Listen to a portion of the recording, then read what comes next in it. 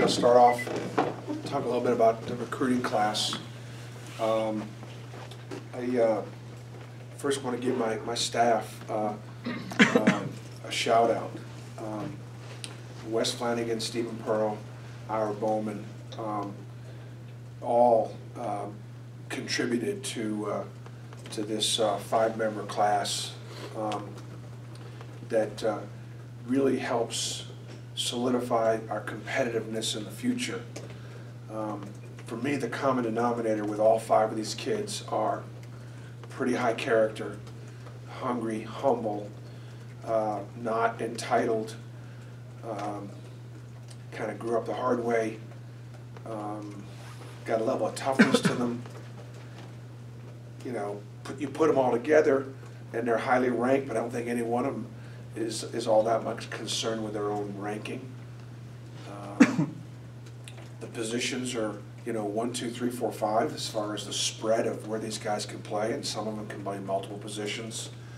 So I think it's a really, really good group, a really solid group, and certainly this was a year where we felt that the quality of the footprint of high school basketball was very strong, very deep, and so we've been working for several years to try to take advantage of that deep class. So really, really pleased with each one of them. You guys want to ask any questions about recruits? I can talk about them, can I? Were you looking for 1, 2, 3, 4, 5 when you kind of set out for this class, or was that? Well, I anticipate we're going to have some needs across the board.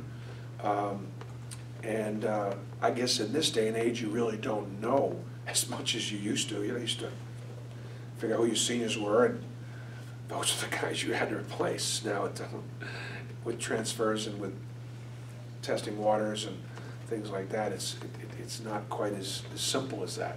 So in that sense, I think it provides us with some real, you know, protection and adds to our depth. When you talking about 1 through 5, is that Jalen at 3 and Okoro at 4?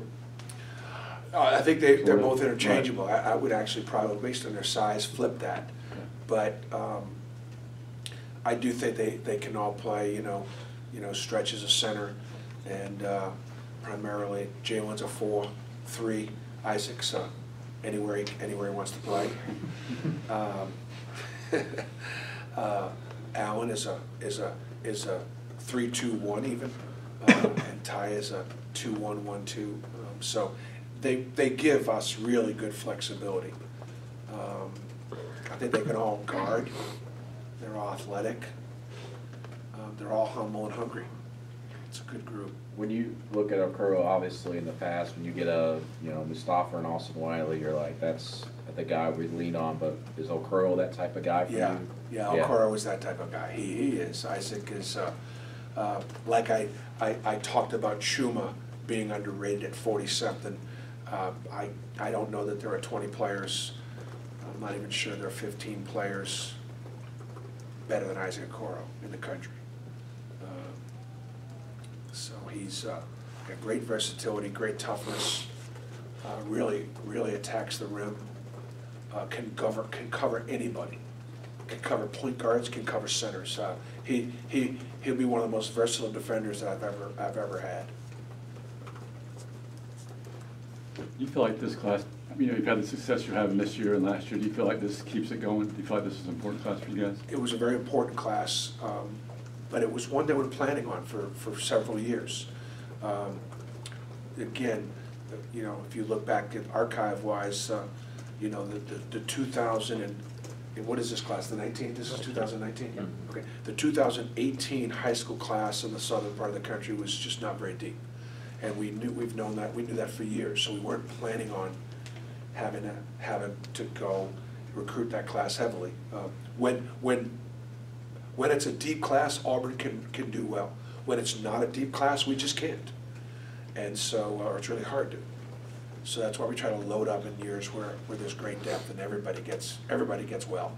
You want to make sure you have scholarships in those years, and that's what our plan was. Did you have to fight off some schools down the stretch for Okoro? I know he's been committed for a while, and Babatunde also. Yeah, I mean, it's never over till it's over. But I tell you again, I go back to the character.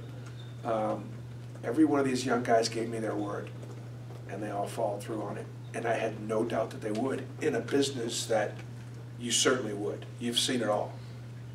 But none of these guys were guys that it would have surprised me based on themselves, their family, their coaches, if they didn't follow through on their commitments. That's just what kind of men these guys are. Jalen at the 4, really good fit for what you guys want to do in terms of getting up and down the court. He looks like a kind of a perfect slide-in guy at the Yeah, 4. again, I think Jalen and Isaac can both play 3 and 4, and depending upon the matchups and things like that. Again, I think they're versatile. I mean, I think they, depending upon how much bigger, stronger, faster, quicker they evolve, because they're all freshmen, it'll give us some flexibility. What do you like about Bubba Tunde, and is there a possibility he could enroll by January? He's just a rim protector. He is the best. He's the best rim protector coming out of high school. Number one. Number two, defensively, he does as good a job of communicating at the back of the defense as anybody. Again, that's a real strength, one that we need to continue to work on and develop. Your center is actually very much like a Mike linebacker, calling out signals, calling out plays. All the action is in front of him, and so Bubba Tunde just does a great job of being communicative, aggressive.